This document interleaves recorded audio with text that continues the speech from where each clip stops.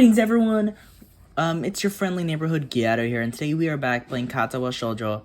I wake up in a strange room. Solid morning light shimmers against the light gray ceiling. I had forgotten to draw the curtains closed last night. But yeah, this room is still really ugly. This is my room, isn't it? My room. This is the third room this year that I'm supposed to call mine. Various things around here remind me that, indeed, it's me who is supposed to be the one living here. My bag's on the floor, my new school books on the desk. My newer, whatever, talk about medications. I stare at the bottles for a moment, deliberating until I open a bottle, shake out a pill, and pop out a tablet from a foil sheet. I down them with a chaser of water without thinking about the chemistry. My uniforms are in the closet. I slink out from under the sheets and stretch my back before dressing up. Putting on a new school uniform feels like dressing in someone else's clothes. The artificial smell of generic detergent invades my nose, but the feeling of fresh cloth against my back is a good one, a natural one. It feels like a school uniform, as it should. It's not much different from what I used to wear before. That goes for other things too. So far, this place seems more or less like a normal school, except for the people. I think back to my talk with Kenji yesterday. Misha's constant laughter and Shizune's sweeping sign language gestures.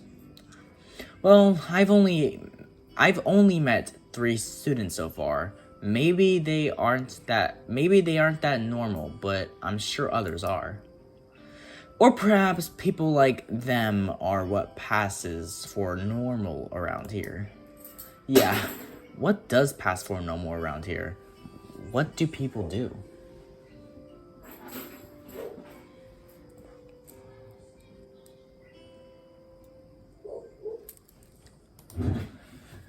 I didn't see a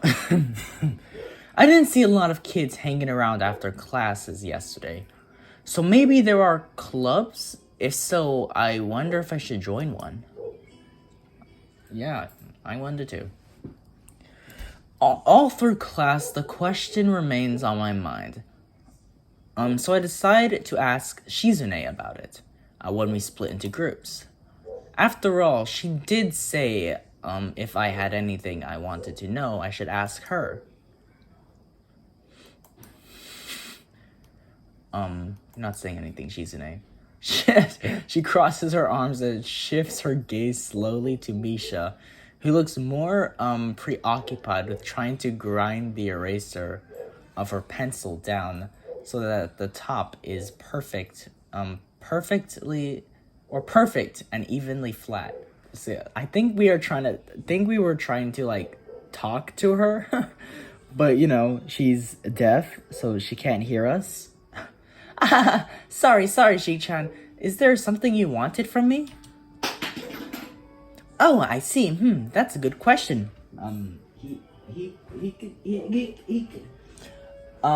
Hika-chan. My first thought is that, means she doesn't know, which is worrying. Maybe I'm being too negative. Well, anyway, Misha, please don't prove me right. Oh, that's right. Everyone is encouraged to join a club. A lot of people do so because there isn't really anything else to do. There are also school events like the festival coming up in a few days. Almost every student in the school tends to help out with it, doing whatever. So you actually transferred in at a busy time. Maybe you can help out too. Sure. What's the festival about? Misha freezes. Wow, I don't know, Hik-chan. The truth is, it's a local event, and I'm not from this area, so...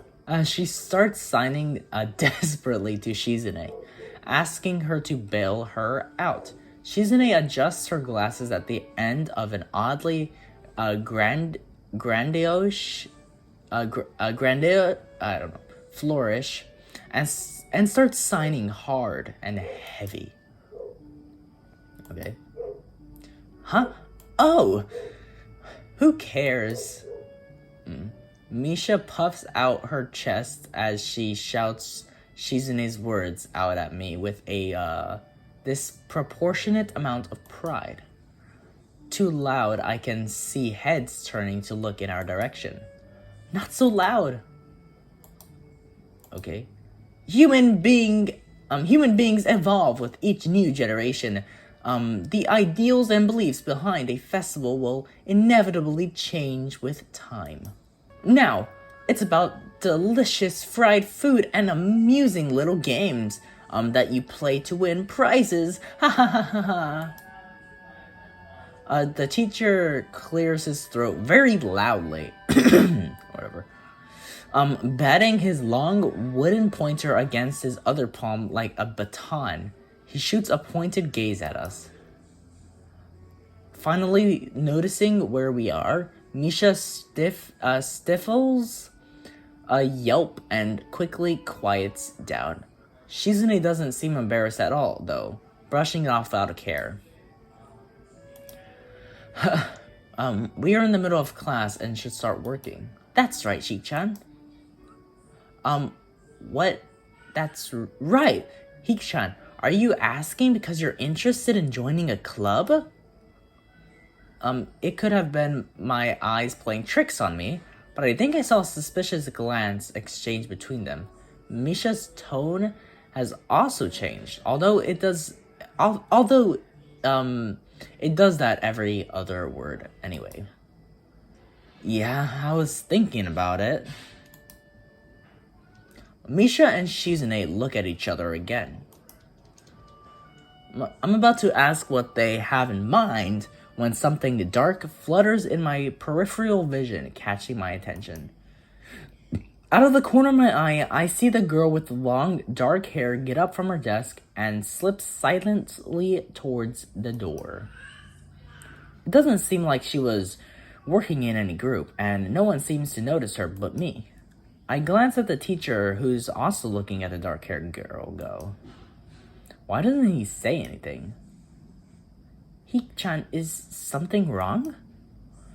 Do I look as uneasy as I feel? Or was Misha just looking at me, looking after the girl who left? No, nothing. Okay, well, like we were asking, you don't have any plans for lunch day, do you? I thought I would go to the library and pick up some books. Not really. Do you want to have lunch together then? Sure. Okay. Yay! Wahaha! Okay, Hichan, perfect. Nice. The rest of class passes uneventfully. The girl with the long hair never came back.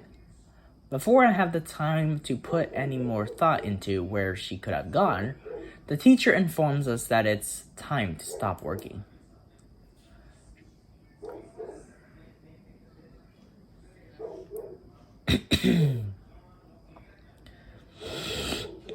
Shizune looks more than a little annoyed that we only just barely managed to finish all our work on time. I'm just glad we finished it all. It's not a contest or anything. Okay. Yes, it is, Hik-chan. Impossible. Really? Really? I've noticed this before, but it's kind of funny how Misha is always moving her hands and signing not only everything she says, but what anyone else is saying at any given time. Obviously, it must be for Shizune. Obviously, it must be so Shizune can understand it.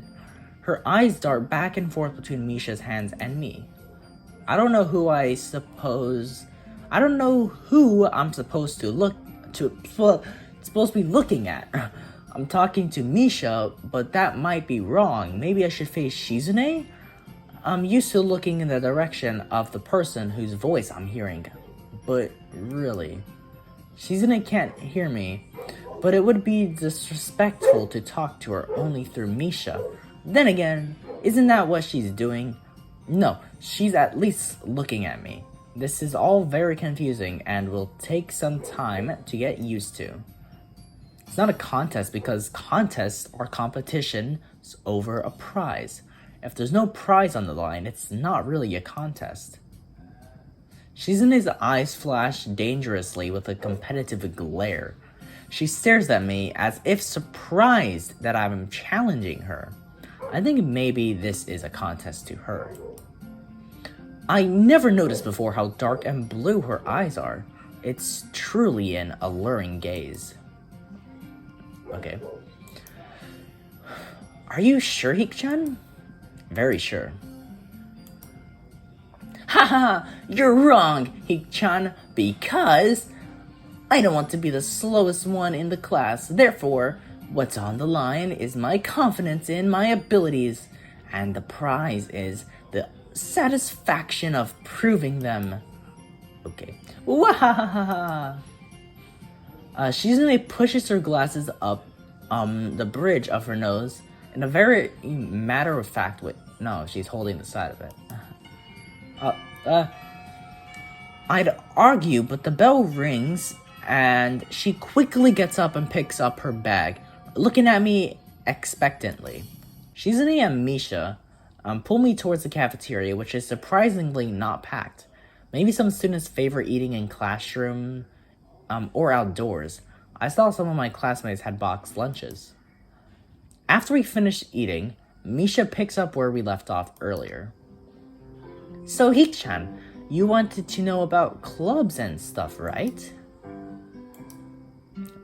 Right, Shik-chan. Okay, I guess it makes sense to ask first. Exchanging little nods of confirmation, they turn to face me again, and Misha straightens her posture as if she's about to deliver a speech. Hik-chan, do you have anything you're really interested in? I used to play soccer, but I'm not really into it. I don't follow the teams I don't follow the teams and players or anything like that. Oh yeah, so you guys know the World Cup? I don't know anything about sports, so I don't know what's going on with that. I don't know who's winning or not. I don't know. As of late, I usually just read a lot. There is a book club, right, Chik-chan? Right?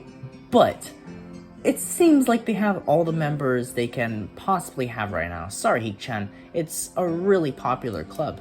What? Why is it really popular? Usually literature clubs aren't popular. Have you seen Doki Doki? Okay. But more to the point, Hik-chan. Does this mean that you don't have anything already in mind? Not really. Good, great, that's great, Hik-chan, really great, ha ha ha, ha ha ha ha. Why is it so great? No reason. Well, Hik-chan, other than clubs and the upcoming festival, there is one other thing. Student council. Oh no. I'm not joining the student council, okay? I see, I didn't know this school had a student council. That was a very melodramatic setup, though. Just to tell me that. I'm pretty sure the two of them know this, because Shizune looks a little embarrassed about it, and Misha is laughing. Shizune quickly retakes control of the discussion, in a manner of speaking. After all, it's still Misha who has to voice whatever she says. Right, Hik-chan. Maybe you should join the student council. They could use more people. Yes, definitely. You should definitely join. Why? I'm not joining the student council. I'm not doing that. Well, for one, we could hang out every day, Hik-chan. Shik-chan and I are both in the student council. Actually, Shik-chan is the president. I see. I'm starting to get the suspicion that Shizune and Misha might not exactly be the most unbiased people to talk about this with. As if reading my mind, Shizune quickly adjusts her glasses and signs something to Misha. Haha, of course, we're not trying to get you to join just because we would obviously benefit from you joining the student council, and therefore we have an incentive to try and get you to. So you're admitting that? No, we admit nothing. I mean, Hikchan, of course it would be nice if you joined, and we'd appreciate it. But even without all that, joining the student council shows a healthy interest in the workings of one's school. Yup, it's true, Hikchan. Besides, don't you want to spend time with us after school, Hikchan? I really don't. I can tell if I can tell if she is being genuine, or if this is just really good acting. Both of them seem to be trying hard to look their cutest, although they are already pretty cute to begin with.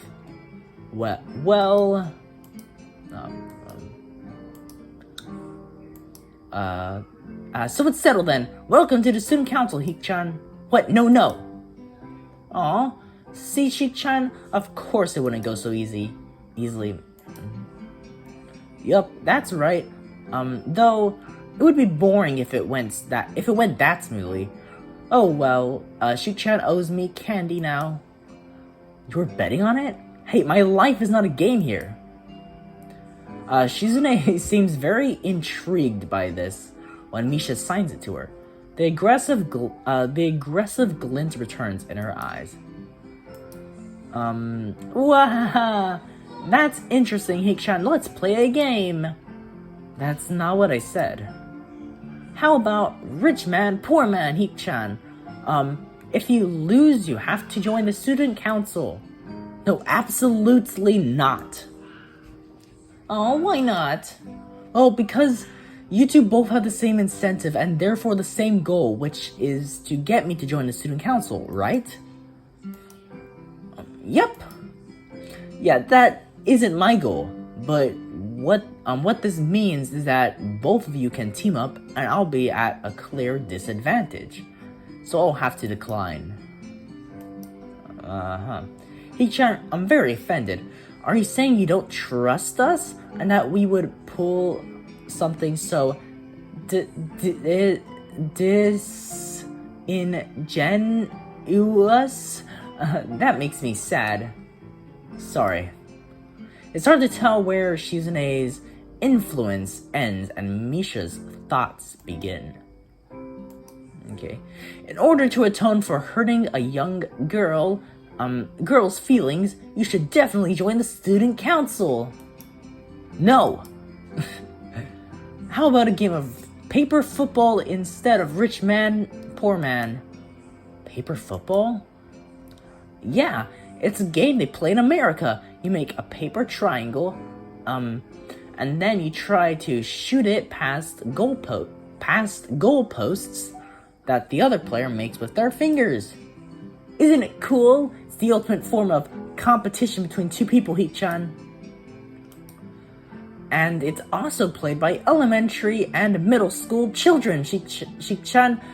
Wahaha! That means it's a game that really separates the boys from the men. More like the boys from the slightly older boys. Anyway, I'm not going to play that either.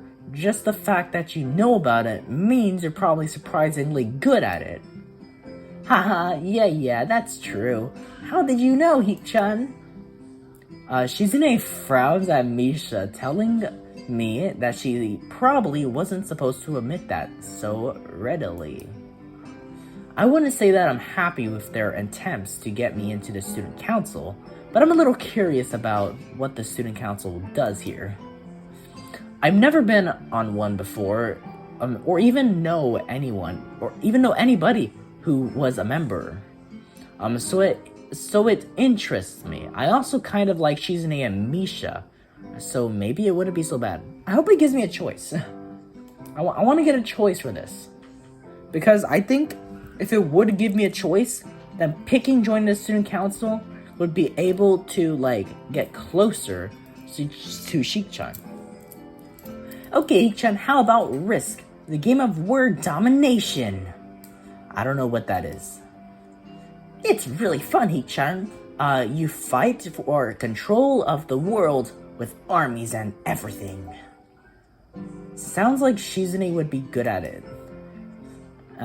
If you want to play, we can after school. Really, Shik-chan? We can play just for fun. Hik-chan. Shik-chan hasn't played in a long time. So if you want to, there are no strings attached. Well, okay. Okay. Perfect. We'll see you after school in the student council room. Then Hik-chan. Wait, why there? Because, that's where we keep the game. Wahahaha! I grimace, to tell them how much I do not like this, but it's more for show than anything. So in the end, I agree, but only after getting Shizune to acknowledge that I don't mean anything, concrete, just by accepting to take a look around and play a game with her. Lunch ends and we go back to class. Nice. Oh, she was there again. During afternoon classes, the long-haired girl comes back and sits down in her seat without a word. Again, no one seems to notice. Or if they do, no one says anything. I want to ask Misha about it, but I don't want to be so nosy. Shizune opens the door to the student council room. It's a very plain, sparsely decorated room, although it is quite large, maybe even a little larger than the classroom. Yep, looks like a classroom. There's real trees outside though. There's a big table in the center surrounded by chairs, and a smaller desk prominently placed in the back. That, I assume, is Shizune's. There are no few regular desks and chairs stacked to one side as well, extras. Perhaps.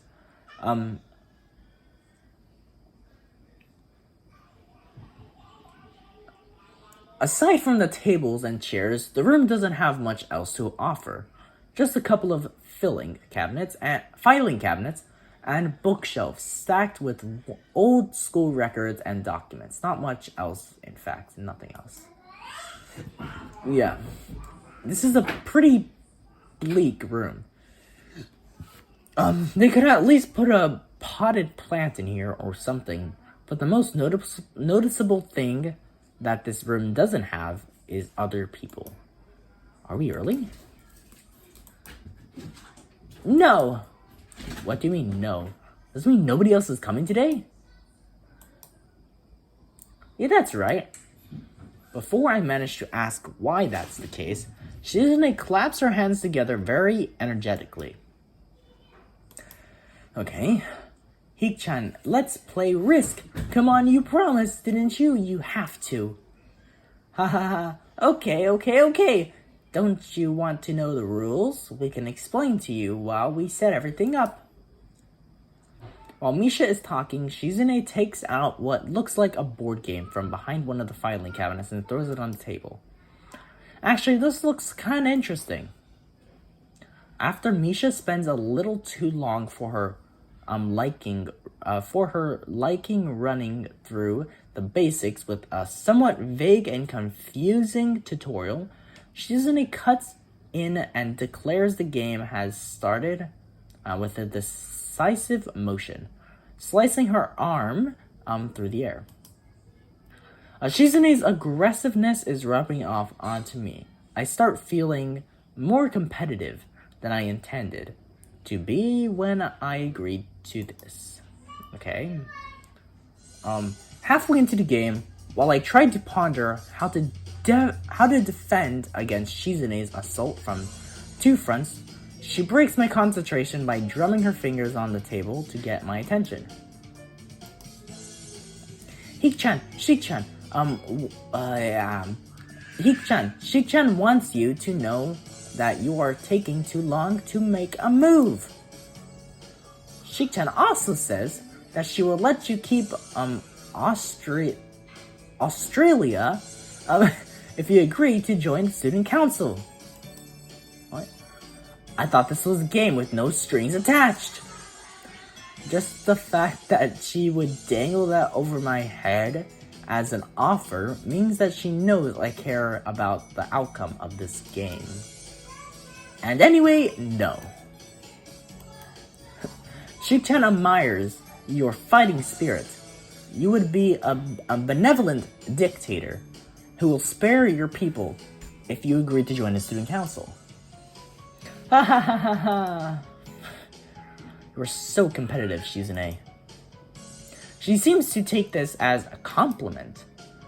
I would expect the student council president to be a little more magnanimous.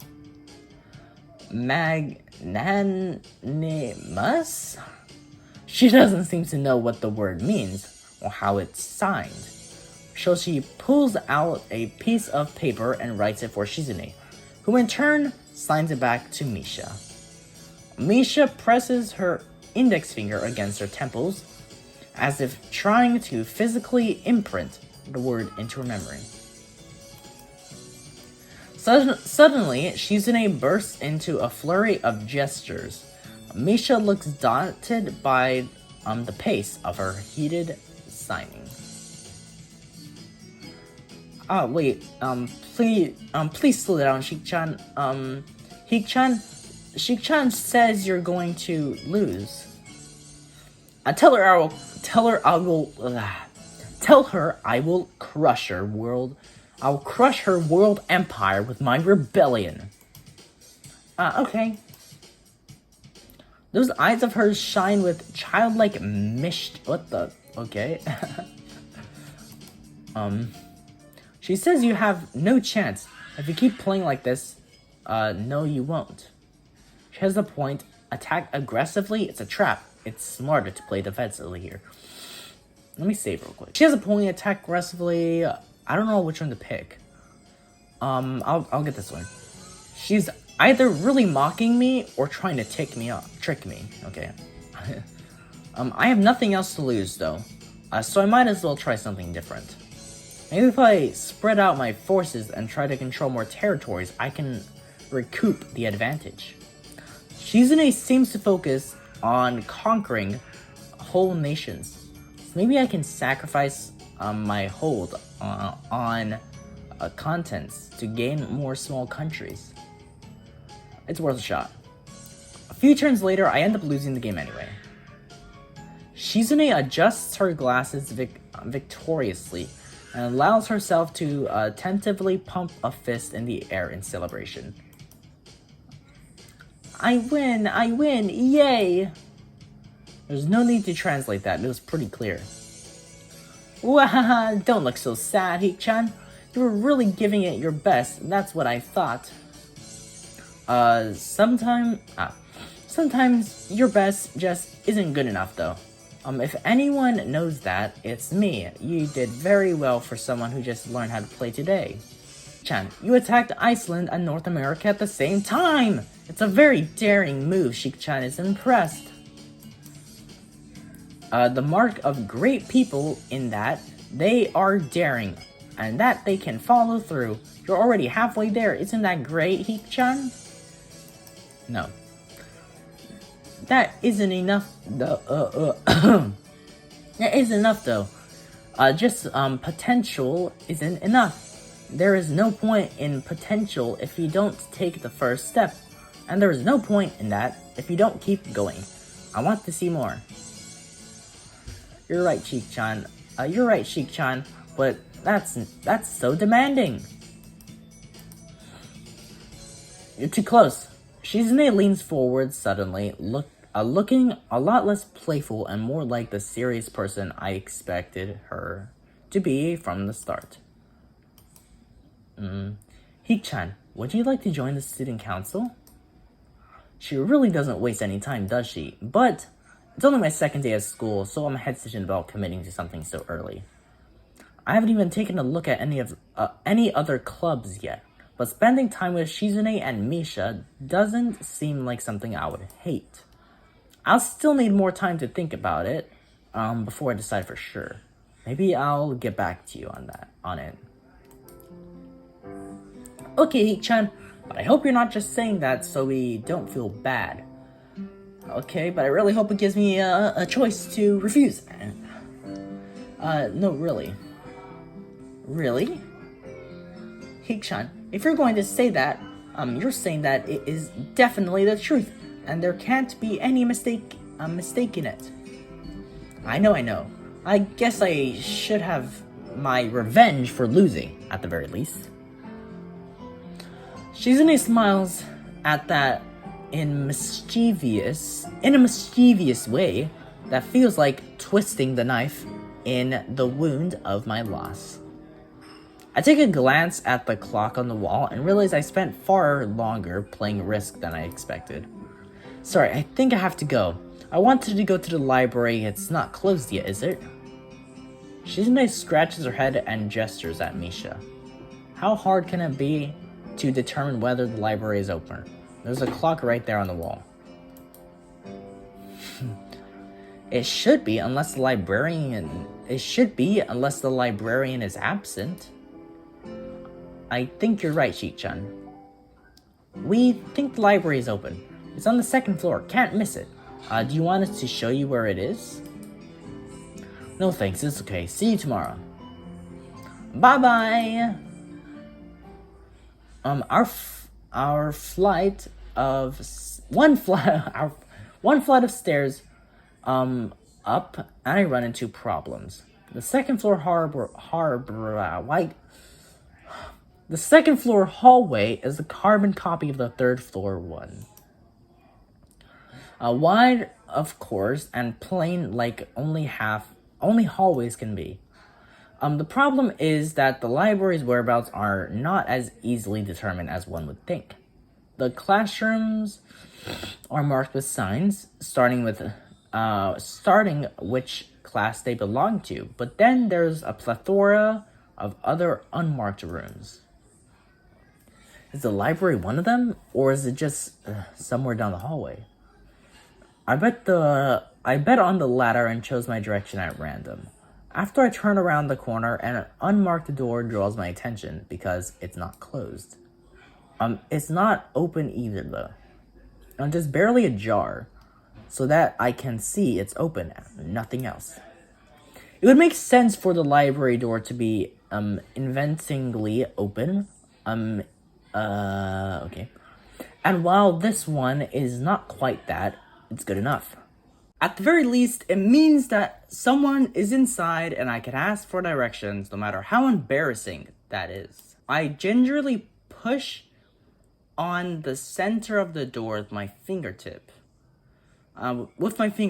every muscle in my arm ready to pull back at any moment or at a moment's notice. The feeling of being an outsider to this school can't be shaken from my mind. So much that I instinctively fear doing something wrong by entering. The door slowly creaks, as if groaning from a deep sleep. Though is much easier to open than I expected. I leaned over and poked my head even further inside to gain a sight of the room as fast as possible, and the meek hello on my lips is quickly snatched away. Oh, yo.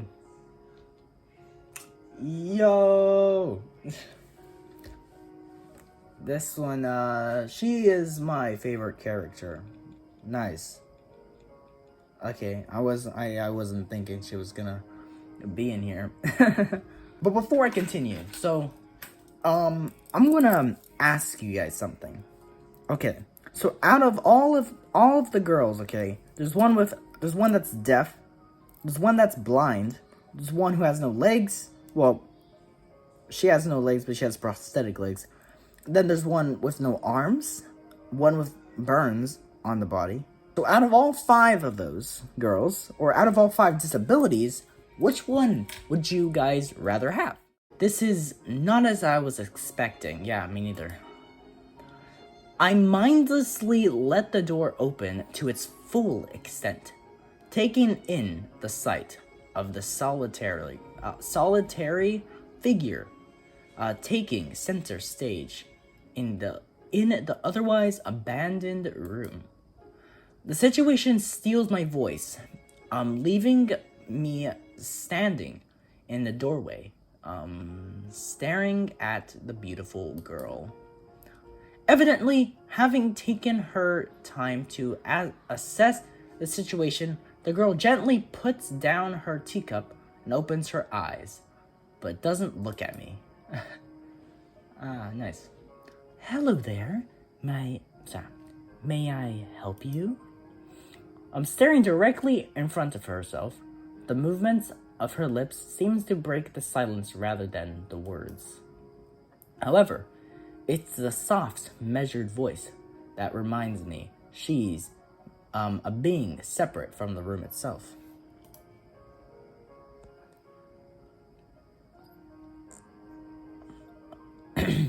Not only is she likely the tallest girl I've ever laid eyes on, but even among the foreigners I've met, she's strikingly distinct. Hi, sorry for intruding. I was just kinda lost. She takes a moment to formulate a response before speaking. Every action she takes feels as if it's carefully choreographed beforehand. Care to take a seat? Unexpected considering that I'm intruding upon her. Thanks? I slowly step towards another seat, opposite her. The girl resting the teacup and the saucer on the wooden table in between. The way she doesn't track my movements with her head is telling that, and the slight cloudiness of her eyes means she must be at least partially blind like Kenji. Come to think of it, her voice doesn't have any detectable accents either. I guess she must be half Japanese. As I take my seat, her composure takes me slightly off guard. Her air of relaxed confidence makes the silence entirely comfortable. The calming atmosphere is so very different from the student council's office. I take it you're a new student to Yamaku? Yes. I just transferred in yesterday. I get the distinct feeling my speech patterns don't match the formalities of her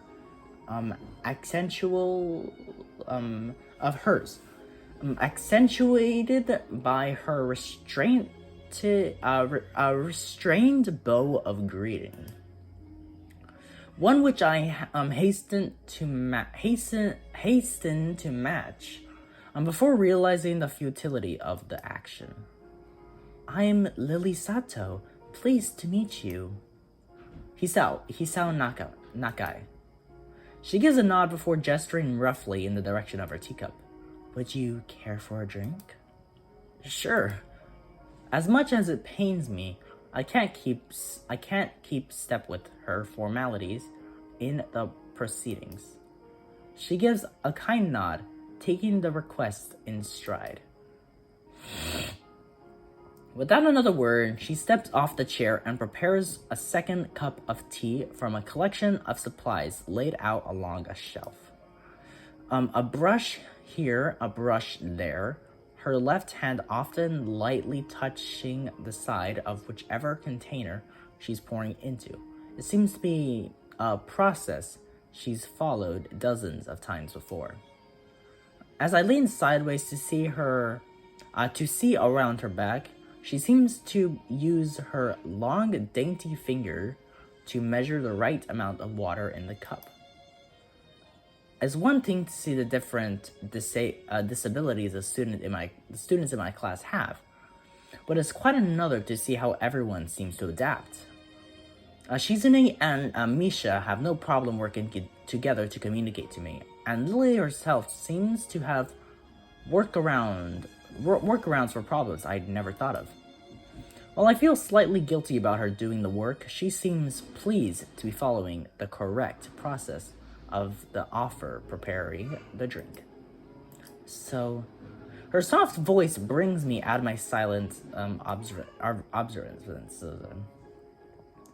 Which room were you looking for? It's not often this classroom is visited after school. The school library. Shizune and some classmates told me it was on this floor. She finishes pouring water into the teacup as she nods. A small metallic tapping coming from the teacup indicates it being stirred. I'm aware of Miss Hakamichi, as are most students. To be with them means you're in class 3-3, no? That's right, in the science room with Muto. She gives a small giggle before setting down the teaspoon, and slowly walking towards the table, teacup and saucer in hand. He's quite a character. I imagine you'll come to like him. Most do. Okay. But this time I am there, it's just me. As she sets down the tea, I gently take it and have a sip. I'm really more of a coffee person, but this seems like a rather bad moment to bring it up. Yeah, I'm a coffee person as well. I don't really drink much coffee, but I prefer sweet coffee, I pour a lot of sugar and milk inside of my coffee. But I prefer coffee over tea. I like iced tea. I don't like iced coffee. I like hot coffee, and I don't like hot tea. Nice. Yeah. As she sets down the tea, I already read that one. Nonetheless, the smell's quite nice. I hardly think it'd be hard to choke down. Thanks, Sato. It really tastes nice. She smiles and quickly waves her hand in front of her face. Yo, she's smiling. Lily, please, there's no need to be too formal. Okay, Lily? She says this in spite of her exceedingly well-bred speech. Oh well. I guess I should try and ask her about herself, as it really does seem as if she's catering to me. So which class are you from? I imagine it's one of the third-year classes. Correct, I'm in class 3-2, which is on the third floor, same as yours. It's taught by Miyagi, and is specifically for both blind and partially blind students. Okay, I see. Sorry. I feel like slapping myself for the fox paws, or fox pass. I don't know what that freaking word says. Looking at her face, though, she doesn't seem in the least bit put off by it. My, there's no need to change your speech on my account. Sure, sorry, I guess I'm really showing my newness here. An environment like this, would be a big change, so I can't fault you for it. While the same can't be said for everyone, many have come to terms with their conditions. Category which would include her, it seems. All too ready to jump ship from this particular topic. I see into another. Do you come here to drink tea often? I come here fairly often during lunch times. My duties as class representative don't leave enough time for an official club, so a friend and I use this room for having tea. Class representative, huh? Compared to Shizune, her mannerisms seem to be almost completely opposite. While Shizune's blunt and fiercely driven, Lily seems relaxed and calm, almost aloof. Damn, both of my favorite characters of our class represented. Come to think of it, she might be useful for a less biased view of the school's clubs. What kind of clubs are there to join? The most popular ones are the track and field club, which use the field near the school during lunchtimes, the baseball club, and the book club in a room near the library. There are also numerous small ones too, though such as the art and music clubs. As a time when I'm just wanting to get on my feet, rushing into a club right away seems slightly unappealing. Well, we can't really join we can't join most of them, because all the ones she listed were sports clubs, and our character has a heart defect and he can't do much physical work and exercise and stuff like that.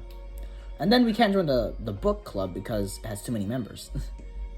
There's the arts clubs and stuff. Yeah. I wonder if this school shares the same rules as my old one. Is it compulsory to join a club? It isn't, though it is encouraged. Ah, good, that's a relief. I've really let my guard around this girl to let such a thing slip out. The fact seems to slightly amuse her. Not wanting my tea to get cold, I finally start drinking it as Lily does the same. Nice. As I look over to the window over her shoulders, I notice the light coming into the room has distinctly orange tint. Even here, time doesn't stand still. It's so loud, holy Jesus. Huh? The time's gone quickly. Sorry. Right. She's blind. Of course, she can't see the sun setting. It just looks like the sun's starting to set. It seems to come as a surprise for her. I guess she must have lost track of the time. Sorry, Sal. I didn't mean to keep you from the library for so long. I quickly moved to allay her concern. No, it's okay. The library's still open, isn't it? She pauses and takes a moment to think on it. It's probably something I should have asked Shizune when I had the chance, but Lily seems likely to know in any case. True, it's open until 6:30 during weekdays. A quick glance at my watch confirms I have well enough time to get there. I might get going in that case. It's been nice talking with you, Lily. She smiles and gives a deep nod, her hands still neatly folded on the table in front of her. It was my pleasure. Oh, come to think of it, shall I show you to where the library is? I couldn't possibly ask for more help. I should be able to find it alright. Well, unless my navigational skills fail me. Which they seem to have a habit of doing. It's alright. I was going to be talking to the librarian there in any case. I could introduce you. This gets better and better. It's pretty hard to deny her offer. If you're sure, then that'd be great, thanks. As she stands up to follow me, she takes hold of a straight, retractable cane that had been slipped in the handle of her bag on the floor. Compared to the cane the boy in my class had, Lily's looks much thinner and longer. His must be for support where Lily's is for navigation. Together we leave the peaceful room and enter the empty hallway on the way to the library. Ladies first. She gives an appreciative smile at the gesture, taking the lead as we file in, or whatever. I don't know. To the left is the wooden library counter, with the library proper being on the right. It easily dwarfs my old school's library, with the distinct smell of old books giving the place an almost old world air. There doesn't seem to be a lot of students here, considering the time. It isn't a big surprise. Everyone's probably either in the school grounds or the dorms. Yuko, are you here? She says it, to thin air since the library doesn't seem to be present. And of course Lily can't see this. What's unexpected is that it draws a reaction. Something from under the counter thuds against it, followed by a quiet wail. Oh! Okay. The origin apparently the librarian quickly crawls out and bounces up to extremely rigid attention. Hi, Lily. How can I help you? Her voice is strained in a failing attempt to sound casual, and she's rubbing the back of her head. Good afternoon. What happened just now? I heard a strange sound. It's nothing. I just hit my head. See, I dropped an eraser under the desk, and while I was looking for it, a pencil dropped, and when I looked for both of them, you came and surprised me. Are you alright? I'm sorry, I couldn't know. It's okay. Sorry for making you worry. This is nothing. I've had worse happen to me.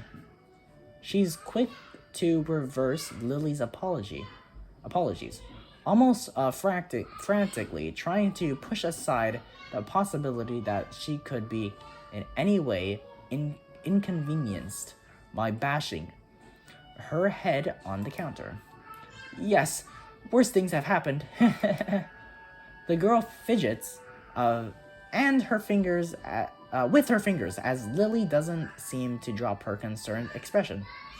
And then she shuffles some papers around the counter for no reason. A little shorter than Lily,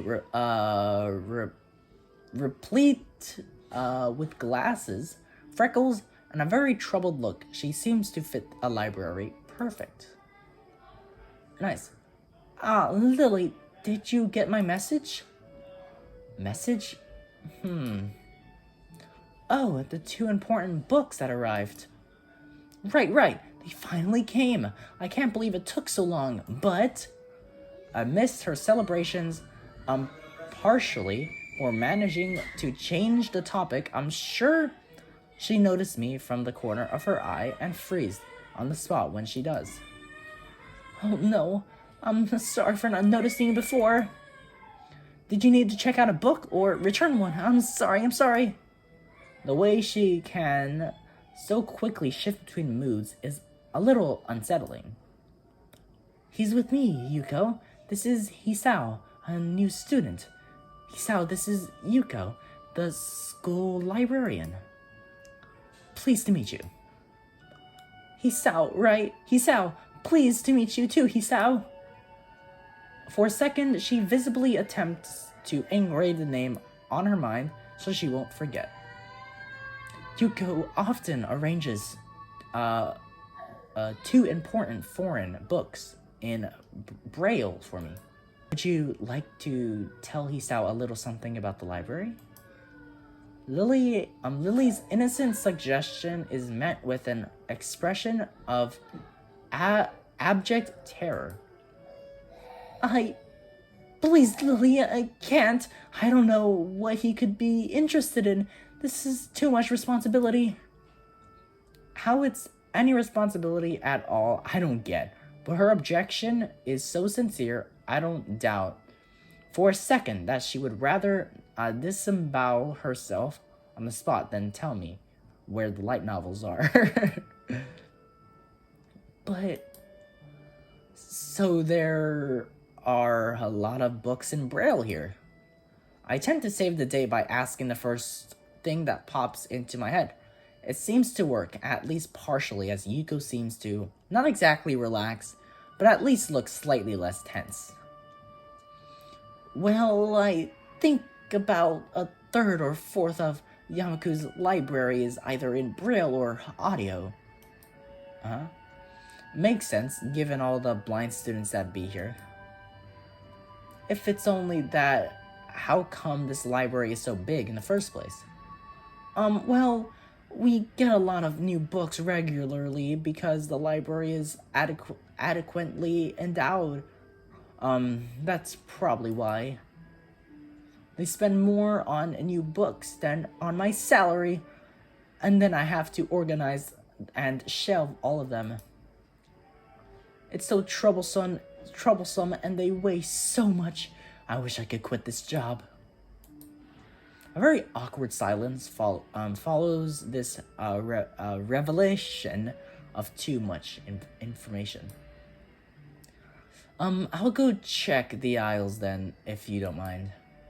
It's probably best for all of us if she doesn't keep talking to me.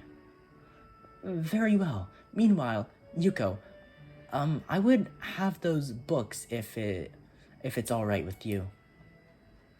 Okay. Braille books must be really big, because if like a book is like slightly small, or like just a normal size book, okay, and then you get that book and rewrite it, but in Braille, it would be really big. Because Braille, I'm pretty sure Braille would take up more space than just words. And then it will also be like having dots poking out of the book. So that will add to thickness as well, because the dots are like pushing up against the other dots on the other page and stuff. So the book would probably be really thick. Yeah. My first impression was right. The library is surprisingly big. Ambling down the narrow aisles, I study the spines of the books in random order, occasionally sliding one out to read the blurb. Taking it with me if it looks good. In a few moments, I have a respectable stack of books in my arms. I guess I'll never be stuck for choice in here. The normality of the library sinks in. Sure, there are large print and Braille books scattered throughout, but it is what it is, a library. It's as if the calm mood from the room I had tea with Lily in snuck with us in here, unless he was here to begin with. Something about that puts me at ease, just like before. I reach the end of the aisle and find a collection of desks set up for study or personal reading. Going a little further, though, I discover a nice quiet corner at the back. While the rest of the library has the odd students sitting at a desk, either reading or stealthily sleeping, the back is pretty much deserted. As I glance around, I see someone who I recognize sitting on one of several beanbags. It's you! It is you. You Yuri looking at... Okay. It's the dark-haired girl from my class. The one who snuck out of the classroom earlier. She's reading a book, keeping it close to her face, which makes her look like she's really into it. No, the book is down here. Her face is up here. From the way she was acting today, I had her pegged as more of a delinquent than a bookworm. In fact, her mysterious disappearance from the class raises all sorts of whys in my head. Intrigue floats slowly but surely towards the surface, and before I know it, I'm walking towards the mysterious long-haired girl. I guess there's no harm in introducing myself, as I would with anyone else. She's a classmate after all. Walking over to another beanbag, I take a seat and lay my book beside it. The girl starts looking scaredly up at me from underneath her for fringe. This is the first time I've seen her this close. Underneath her long, dense bangs, I can see that part of her face, at least a third of it, if not a half, is pretty badly scarred. My eyes are immediately drawn to the scars, subconsciously peeking past her hair until they meet her own eyes. For a second, I am shocked and divert my eyes to the book in her hands before I realize that looking away probably only makes it worse. It takes too many seconds to collect myself and remember what I walked up to her for. Let me save right here for the choices,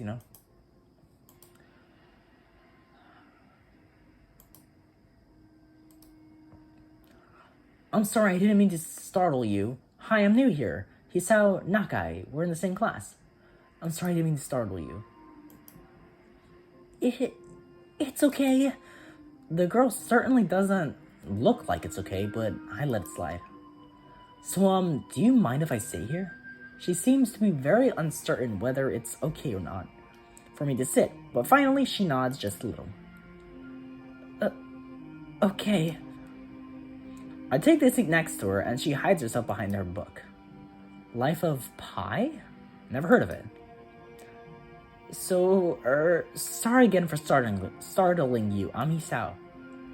She looks up from her book, stalling a little before replying. I know. We are in the same class. Okay. Her speech is stilted and so quiet that it is barely audible, even in the still library. Somehow, I think that my delinquent impression of her was wrong. Hello, Hanako. Or no, okay. Hanako, I'm Hanako. I resist the urge to say that's a nice name. I just have something to say, but really, it's the only thing that I can think of. I feel like an idiot. Everyone here must be used to being different to each other. And here I am, being all bothered and fussed about that kind of thing. Don't let me interrupt your reading. I'll just check these books if you don't mind. She nods a little and sighs a little sigh of relief. So I try to read the cover of the instructions of the book I picked up, and she buries her face in her book. Uncomfortable silence consumes us. My eyes still wander in her direction, and I sneak peeks at her flowing hair and the scars it's hiding. After a while, I realized that she was doing the same, only pretending to be immersed in Life of Pi. Her gaze is not inquisitive at all, though. It darts around like a scared rabbit. When our gaze finally meets, the chain reaction is unstoppable. She stands up forcefully from the beanbag and takes a deep breath. Okay.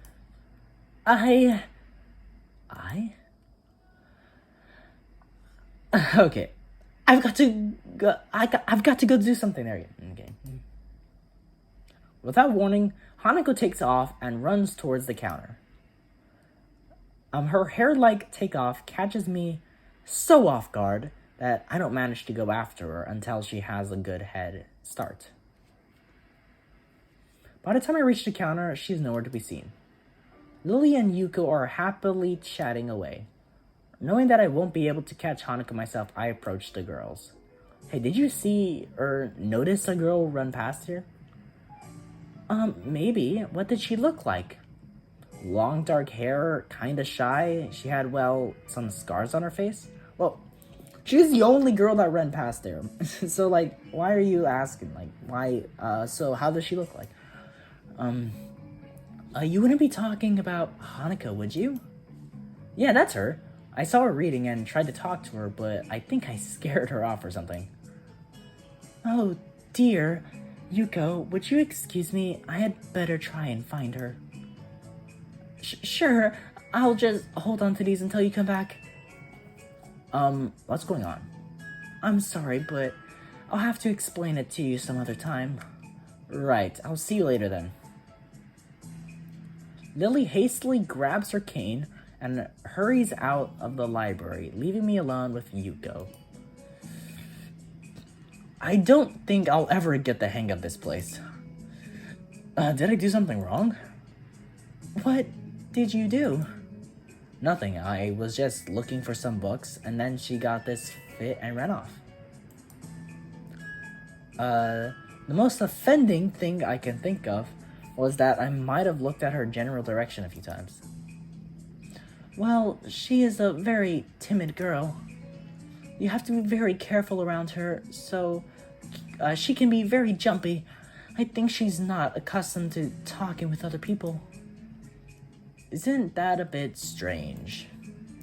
I wonder. It's just how it's just how she is, I think. Yuko doesn't sound all that convincing. Then again, maybe this is just the norm around here. Everyone has their own problems, or else they wouldn't be here. But how should I deal with these people? Forcing myself to act overly casual only makes me feel phony. Like I was supposed to be ignoring the elephant in the room. Yuko fidgets, looking like she wants to say something to that, but resists. I think it's an elephant only if you feel that way. I guess she doesn't have a good sense of self-restraint. It makes me smile, and she blushes heavily. What did that sound? Did that sound stupid? No. It sounded really wise. I guess you're right. It's more about me than anyone else. Neither of us had anything to add, so Yuko fills the silence by shuffling some papers around. People who have papers on their desk really like doing that. Did you find any books?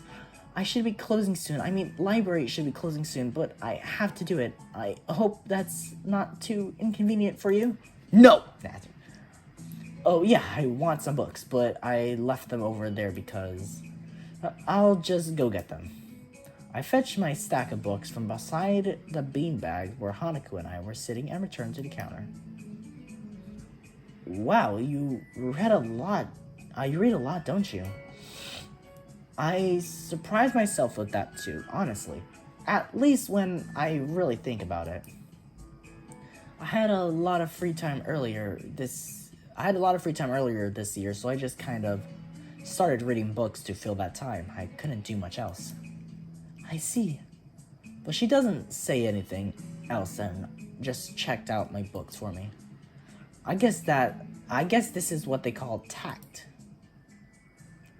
Holding the library books with one arm, I trawl my pockets for the key to the door. A sudden sound from behind startles me, making me nearly drop the books I'm carrying or the key that I almost managed to get into the lock. Who is it? I turn around to see who is talking to me. It's Kenji. He seems to be in a friendly mood. Although the light glinting off his glasses in the dark gives him a sinister look. It's just me. This makes him pause and licks his lips nervously. Who is me? I don't know anyone called me. Are you new guy? Are you some new guy again? His voice is suddenly strained and quick. Yes, but we've met before yesterday. I don't think so. I would remember someone who I met only yesterday. When was that? What day is it today? I tried to ignore him. Is he joking or what? Prove that we met before. You live across the hall. You're Kenji. Kenji jumps back, his eyes filled with an uncomprehending fear. How do you know my name? Damn! This can only mean one of two things. Either we have met, or you are telling the truth. And you're telling the truth, and I just can't remember it. Or you are a spy. He pauses. A psychic spy. Okay. His eyes dart around me, trying to peek into my room, although it's hard to believe he can see anything through those thick glasses. His mood swung from friendly to manic in less than a minute. I'm not psychic. How do I know that? I'm not a mind reader. I'm getting new glasses soon, And they are going to be thicker than these, I believe. They're going to be thicker than normal lenses because I'm blind. But yeah. Kenji points a finger in my face. Unlike you! Stop that, man. We met yesterday. What's wrong with you? I live in this room. Lies! If you think you can pass as Hisao because I'm legally blind, you're sorely mistaken! You don't even look like him. I mean, the resemblance is real. Real slim. Maybe at a distance, but who do you think you're kidding? I want to grab him by the shoulders and shake him.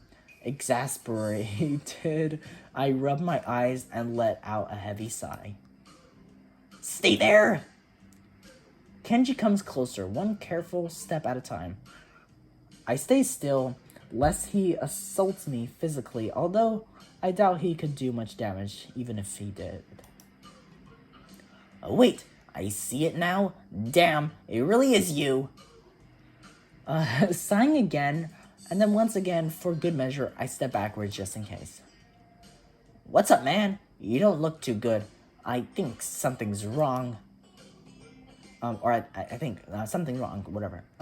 I don't know, just had something stupid happen to me. A few stupid things, actually, even if you discount this one. I can't get a proper touch on other people here, and I have no idea if it's because of me or because of them. I don't know why I'm feeling that. I don't know why I'm telling this to Kenji. It's not like we've had any contact either. That's rough, dude. Yeah, I'm sorry about calling you a psychic spy and all, but you can never be too careful. It's the hard reality we live in. I'm slowly starting to think that Kenji isn't necessarily living in the same reality as the rest of us. You see, this is how it is. This world, there is no justice, you see. Even when I lose, I win because I don't lose the lesson. What does that even mean? It doesn't matter. He dismisses it flatly with a wave of his hand. So what happened? Why the long face? Do you have a long face? It's nothing. I just scared some girl off accidentally, literally too. She actually ran away from me. Was my fault really? I think. I'm not really used to all this yet. A girl, a cute one. Cute? That's a hard question. She has a nice body and really beautiful hair, but the face. Oh no. I guess it could go either way. She wasn't cute, she was cute. Okay. This is a difficult question to answer that. Well, I don't know. She was cute. Why not? Yeah, cute, I guess. I knew it! There were a lot of cute girls here. A strangely disproportionate amount, I believe. This is one of the dark secrets of this school. I tried to warn you, man, but did you listen? I don't remember any such warning.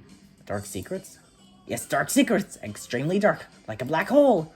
Have you noticed that the number of girls in this school is significantly higher than the number of boys? It's like 60-40. Yeah, I mean, I've noticed that. He turns his head to the left and stares off into the distance at nothing. Why is it like this? I mean, to the untrained eye, it doesn't appear to be that bad, but it's like, but that is a full 20%! One would think that a school with such a huge pool of women would be a man's dream, but no. What I'm talking about, what I'm about to tell you, could blow your mind. Are you ready? I don't know where this is going, but I think I won't be missing much by cutting out now. No, I am not ready. I only get as far as turning the doorknob before Kenji starts talking again, slowly, showing that he doesn't really care if my mind is blown or not. I believe that this school is a battleground, the site of a feminist infiltration. The disparity in the Dude, my throat is hurting whenever I'm doing this. Okay. The disparity in the number of men to women is a clear sign of how far they have come. In case this Cold War turns hot, they will have superiority in numbers. Just another skirmish in the eternal war against the forces of the feminists. They're everywhere. In Japan, women outnumbered men. It's not a 60-40 split. But it's only a matter of time, man. Even America, women are the majority by a hair.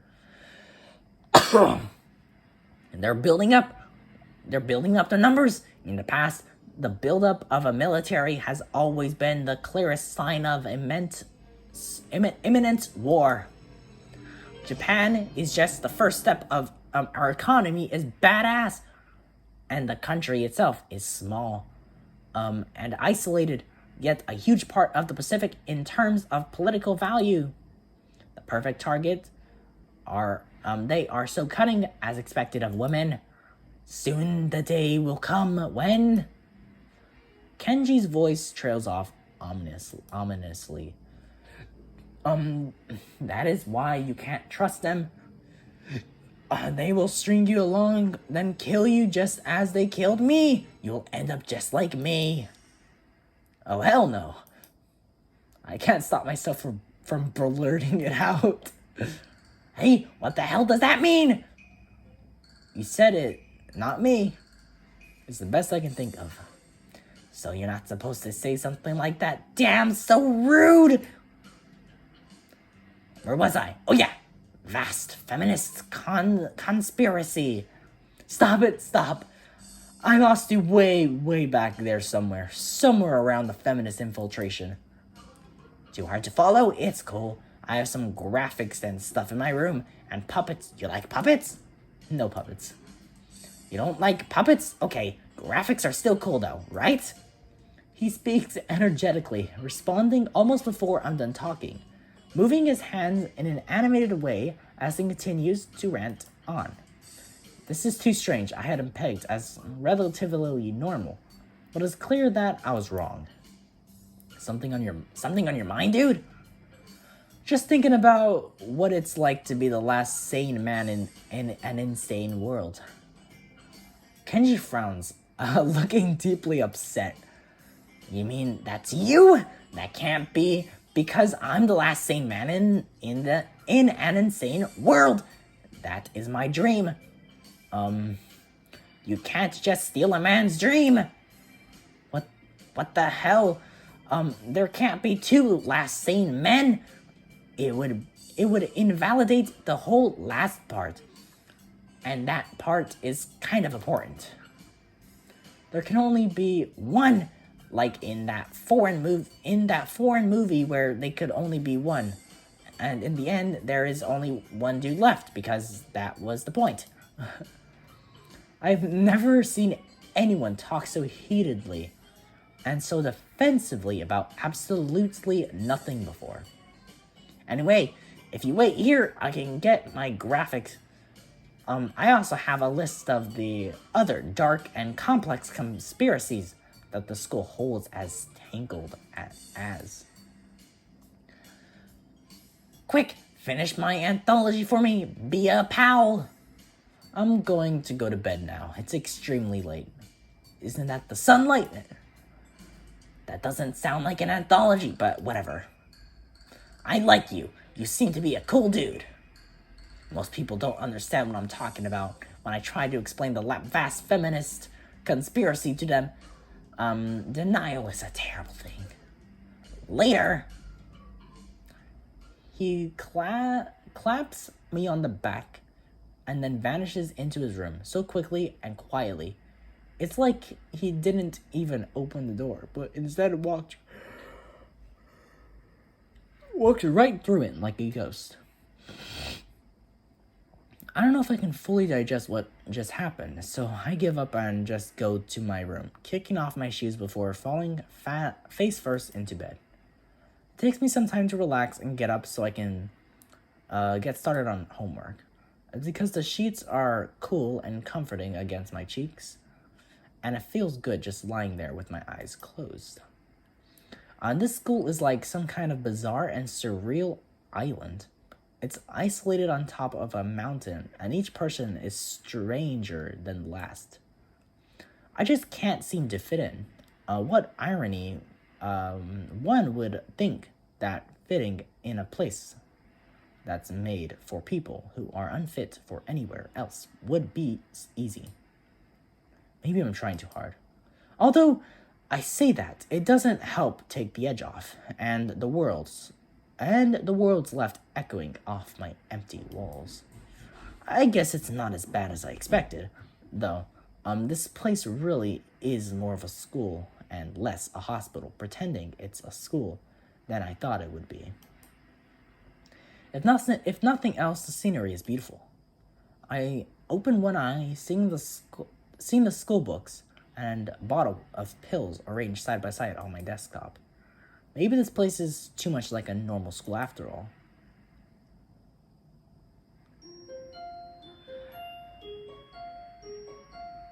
Katawa Shoujo! I hope you enjoyed the video. This video is longer than the first one because I also had to deal with pain, which I hate dealing with. Like whenever my recording ends and I have to start a new clip, I like keeping it in one consistent clip so I can just cut things easily. But either way, guys, I hope you enjoyed this video of Katawa Shoujo. Comment down below your answers to the question I asked earlier. And I will see you all in the next video. Peace out. Bye-bye.